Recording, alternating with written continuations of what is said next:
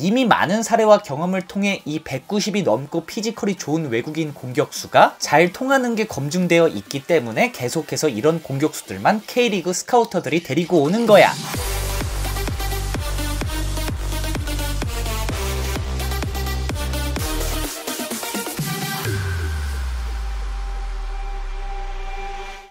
로빈요! 안녕 형들, 나 말년 호빙요야. UFC, 태권도, 유도, 레슬링 등 이러한 1대1 종목에서 우리는 체급이 나누어져 있다는 걸 확인할 수가 있어. 왜 그럴까? 당연히 50kg 나가는 선수가 아무리 실력이 뛰어나도 100kg 실력자를 이기는 게 거의 불가능한 일이라 그런 거지. 그만큼 이런 1대1 대결 종목에서는 체급이 절대적이라고까지 말할 수 있는데, 그렇다면 체급이 따로 나누어져 있지 않은 다른 스포츠들에서는 어떤 현상이 일어나고 있을까? 미국 최고 인기 종목인 미식축구와 농구에서는 이 체급과 피지컬이 확실히 중요한 것 같긴 해. 그렇다면 축구는 현존 최고의 축구 선수가 메시라 그런지 다른 스포츠들에 비해 확실히 피지컬보단 기술적인 것들이 더 많이 요구되는 게 맞는 것 같아. 하지만 축구에서도 체급이나 피지컬을 잘 살린다면 부딪히고 경쟁하는 과정에서 엄청난 이점을 가질 수 있는데, 바로 질라탄 이브라히모비치처럼 말이야. 오늘은 축구에서 체급 피지컬이 정확히 어떻게 작용하고 어디에 작용하는지 알아보는 시간을 형들이랑 가져볼까 해.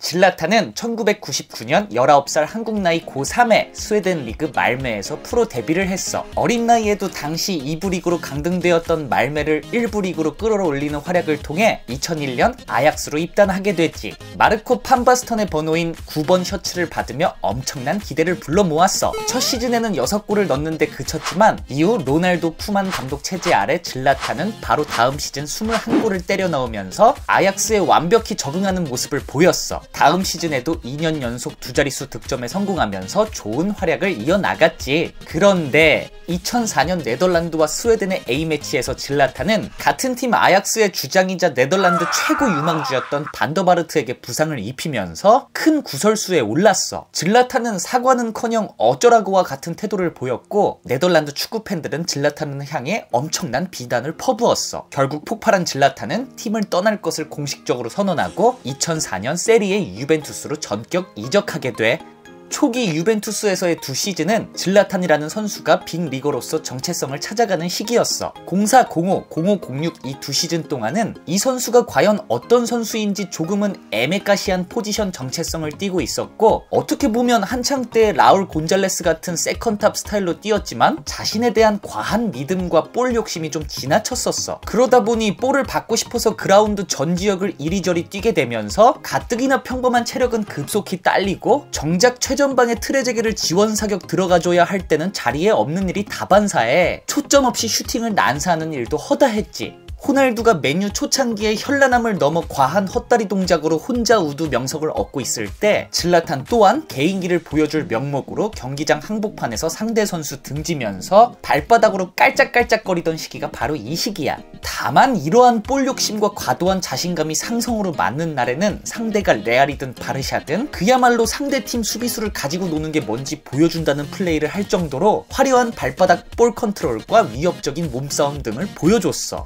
당시 유벤투스의 감독이었던 카펠로는 질라탄을 골잡이로 만들기 위해 페널티 에리어 안에서만 움직이게 훈련시켰고, 질라탄은 점차 내 피지컬은 이렇게 쓰는구나 깨달으면서 한 단계 성장해버려. 이를 바탕으로 질라탄은 첫 시즌 리그에서만 16골을 넣으며 그해 최고의 외국인 선수상을 수상했어. 그리고 질라탄은 유벤투스에서 체계적인 식단 관리와 웨이트 트레이닝을 통해 20kg 가까이 벌크업하면서 지금 우리가 알고 있는 피지컬 괴물로 거듭난 시기였지. 다음 시즌 챔스를 통틀어 10골밖에 넣지 못하며 좀 주춤했지만 후반기에 다시 폼이 올라와 결정적인 순간에 해결사 능력을 보여주면서 유벤투스는 2년 연속 스쿠데토를 차지하게 돼. 하지만 그 유명한 세리에 승부 조작 사건이 터지면서 유벤투스는 세리에 비록 강등되었고, 질라탄은 2006년 인터밀란으로 이적하게 되지.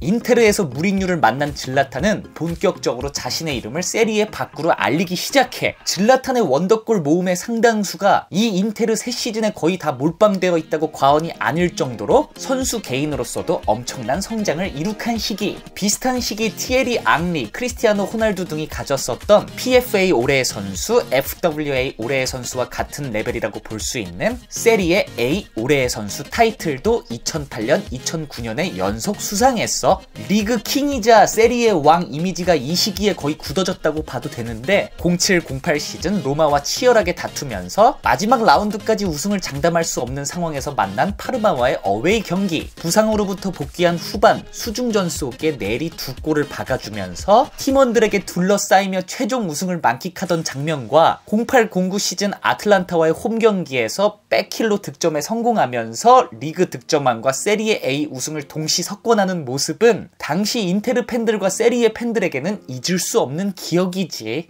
이때쯤 질라탄은 인테르와 재계약해 세계에서 돈을 가장 많이 버는 축구선수가 되기도 했었어.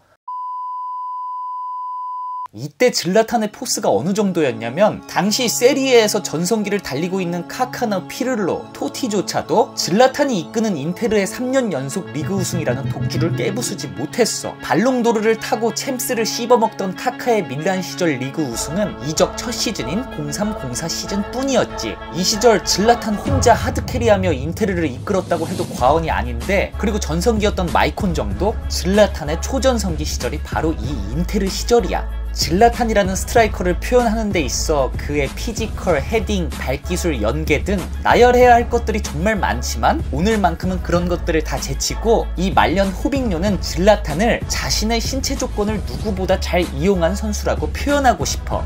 무슨 말이냐? 앞서 우리 체급 얘기했었지? 물론 축구엔 체급이 없지만 굳이 한번 따져보자면 질라탄의 피지컬은 195cm에 95kg 이상이 나가는 헤비급 중에 헤비급이야. 한 피지컬 한다는 홀란드, 루카 토니, 에딘 제코, 루카쿠도 키 몸무게로 비교했을 때 단 1g 1cm도 질라탄보다 앞서는 게 없지. 형들 그렇게 생각해봐. 만약에 형들이 축구선수인데 키가 180이야. 근데 전세계 나머지 축구선수들이 커봐야 172, 보통은 다 160에서 165. 그리고 전세계에서 축구 제일 잘하는 애 키가 154래. 형은 180인데 그럼 형들 자신감 생겨 안 생겨? 나보다 큰 사람이 전세계에 단 한 명도 없고 내 키가 180인데 세상에서 축구 제일 잘하는 애 키가 154라니까?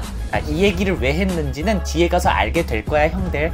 자, 우리는 잠깐 K리그로 한번 가보자. 지금 현재 K리그 용병 공격수들을 보면 하나같이 키가 다 190 언저리야. 비온 존슨 196, 펠리페 193, 구스타보 189, 일류첸코 189 등등. 아니 축구를 뭐 키로 하는 것도 아니고 이게 요즘 해외의 공격수들이 다 190들밖에 없어서 얘들만 데려오는 걸까? 아니야. 이미 많은 사례와 경험을 통해 이 190이 넘고 피지컬이 좋은 외국인 공격수가 잘 통하는 게 검증되어 있기 때문에 계속해서 이런 공격수들만 K리그 스카우터들이 데리고 오는 거야.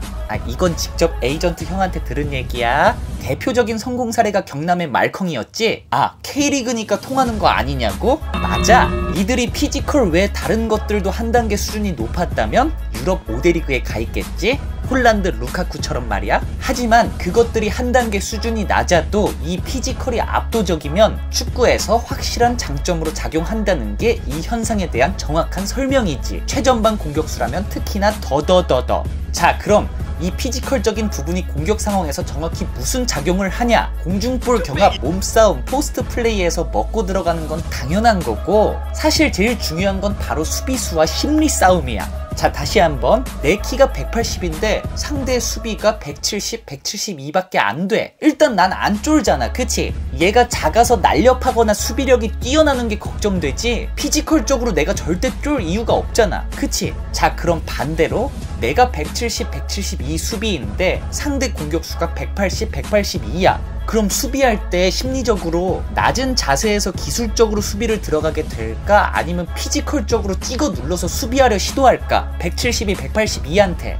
전자지. 그래. 그럼 질라탄이랑 상대 수비랑 1대1 상황이나 공중경합, 몸싸움 과정에서 심리적으로 누가 일단 이겼어? 질라탄이지. 아니 나 질라탄이라도 전혀 안 쫄았는데? 이게 아니라 수비수가 질라탄을 상대할 때랑 뭐 예를 들어 크레스포를 상대할 때와는 마음가짐이 다를 수밖에 없다는 뜻을 말하는 거야. 그럼 심리적 말고도 실제로 부딪혀도 누가 이기게 될 확률이 높아? 질라탄이지. 그럼 이 자기가 유리할 수밖에 없는 싸움이라는 걸 누가 제일 잘 알겠어? 바로 질라탄이라는 거지. 질라탄은 이 심리를 누구보다 잘 알고 있고 영리하게 참 잘 이용했어. 이렇게 심리적으로 상대 수비보다 앞서게 되어 자신감이 넘치게 되면 경기장에서 어떤 일이 벌어지냐면 뭐 라보나를 하든 플리플랩을 하든 슈팅 난사를 하든 뭘 해도 통할 가능성이 굉장히 높아져. 수비수는 의욕이 앞선 플레이를 하다 보면 위험 지역에서 파울도 내주고 실수도 곧잘 나오지만 공격수가 이렇게 자신감이 넘치면 수비 입장에서도 굉장히 위협적으로 느껴지고 상대하기 두렵거든. 그래서 질라탄이 실제 드리블로 일단 비비고 들어갈 때도 50대 50 상황에서 공이 질라탄에게 올 확률이 훨씬 높다는 거지. 심리적 뿐만으로 아니 수비수랑 직접 부딪혀도 질라탄의 피지컬이 압도적으로 우세하니까 최종적으로 질라탄이 공을 소유할 확률이 높을 수밖에 없는 거지. 그럼 가장 위험 지역인 최후방에서 질라탄에게 공이 많이 온다는 건 무슨 뜻이야?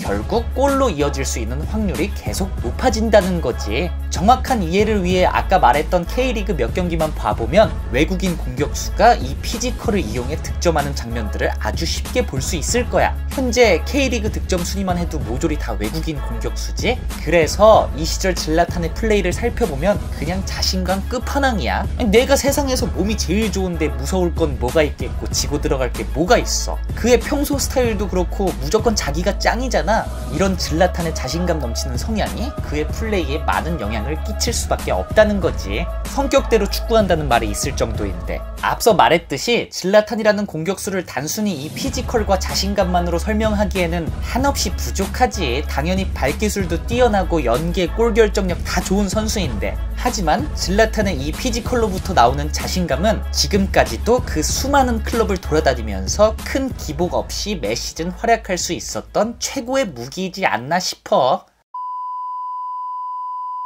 최고의 시즌을 보내고 있는 질라탄에게도 한 가지 고민이 있었는데 그건 바로 챔스 우승. 괴숙구 포스를 보여준 리그에서와는 달리 챔스에서는 항상 부진하는 모습을 보였는데 비기어에 목마른 질라탄은 시즌 막판 지속적으로 인테르를 떠날 거라 속내를 비쳤고 결국 사무엘 에투와 현금을 포함한 스왑 딜을 통해 인테르를 떠나 바르샤에 입단하게 돼. 그리고 그 유명한 인테르의 챔피언스리그 포함 3관왕이 질라탄이 인테르를 떠난 직후 다음 시즌에 이루어지게 되지. 그리고 질라탄은 현재까지도 챔피언스리그 우승 타이틀이 없어. 바르셀로나에 입단한 질라탄, 적응기 없이 시작 초반부터 화려한 득점, 어시스트 행진을 이어갔고 엘클라시코에서 결승골을 터뜨리며 좋은 활약을 보여줬지만 2010년 들어 수많은 득점 찬스를 날려먹으면서 부진했어. 1011 챔피언스리그 8강 1차전 아스날과의 경기에서 2골을 뽑아내면서 되살아나나 싶었지만 과르디올라와의 그냥 불화 아니고 개불화, 메시와 불화설, 질라탄의 장점을 살리지 못하게 만드는 세리에와는 다른 잦은 심판의 휘슬, 그리고 바르셀로나식 티키타카와 맞지 않는 그의 플레이 스타일 등 이런 문제들이 지속적으로 발생하면서 질라탄은 결국 2010년 8월 1년 만에 바르셀로나를 떠나 다시 세리에 AC 밀란으로 돌아오게 돼. 하늘 아래 두 개의 태양이 존재할 수 없었다라는 말이 어울렸다랄까? 나의 메시 편을 한번 참고해줘. 질라탄은 밀란으로 곧바로 돌아오면서 두 시즌을 성공적으로 보내게 되고 11-12 시즌 32경기에서 28골을 넣으며 생애 두 번째 리그 득점왕에 오르지. 그렇게 밀란에서 커리어를 마감하나 싶었는데 2012년 7월 티아고 실바와 함께 파리 생제르맹 FC로 이적을 선언했어. 파리에서는 신체 능력의 하락으로 인해 기동성은 많이 줄었지만 플레이 스타일을 간결하게 가져가면서 상대팀에 따라 포처 스타일과 경기 전체에 관여하는 스타일로 본인 스스로가 선택지를 가져가는 관록을 보여줬어. 이 과정에서 득점력이 폭발적으로 증대하면서 클럽의 중심으로 자리 잡게 되고 거기에 평소 본인의 터프한 입담과 언행, 경기장에서의 다혈질적이면서도 카리스마적인 본인의 성향이 경기력과 절묘한 조화를 이루어 PSG라는 클럽 브랜드 이미지를 처음 세계국급으로 격상하는데 큰 영향을 끼친 인물로 오늘날까지도 평가받고 있어. 파리에서의 절대자적인 모습을 보였던 시즌을 뒤로하고 16-17 주제 무링뉴와 함께 입성한 맨유에서는 스스로를 사자로 비유하기 시작하면서 득점이나 도움 등의 개인 타이틀보다는 새로운 리그에 대한 적응과 축구의 승리 자체에 집중하는 도전자 이미지를 가졌어. 34살이라는 나이가 무색할 정도로 쩌는 몸관리 상태를 바탕으로 팀이 휘청거리는 가운데 꾸역꾸역 득점만큼은 책임을 져주면서 맨유가 리그 2위를 차지하는데 큰 일조를 해. 그 후 미국에 있는 LA 갤럭시 조기 축구팀으로 이적했어. 1년 정도만 더 뛰고 은퇴할 생각으로 갔던 질라탄은 자신이 생각했던 것보다 몸이 좋아 2019년 12월 AC 밀란으로 다시 돌아오면서 아직도 지금까지도 놀라운 활약을 이어가고 있는 중이야.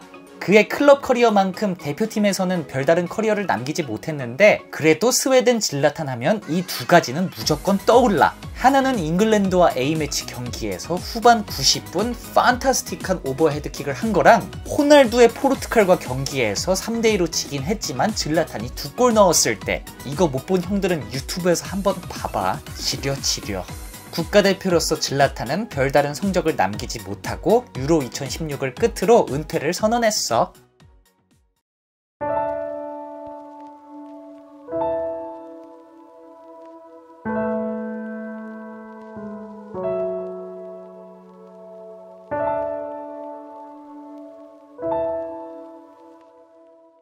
뭐 그래, 우리가 질라탄의 피지컬을 가진 건 아니지만 형들이 무슨 일을 하든 어디에 있든 이 남자의 자신감, 내가 최고다란 마인드를 가지고 인생을 살아가면 좋을 것 같아. 불알 두 짝 달고 뭐가 무서운데 형들, 인생 뭐 있어? 그냥 한번 트라이 해보는 거지, 안 그래? 오늘 준비한 영상은 여기까지고 다음에도 형들이 좋아할 만한 에피소드 가지고 찾아올게. 그럼 우리 모두 트라이!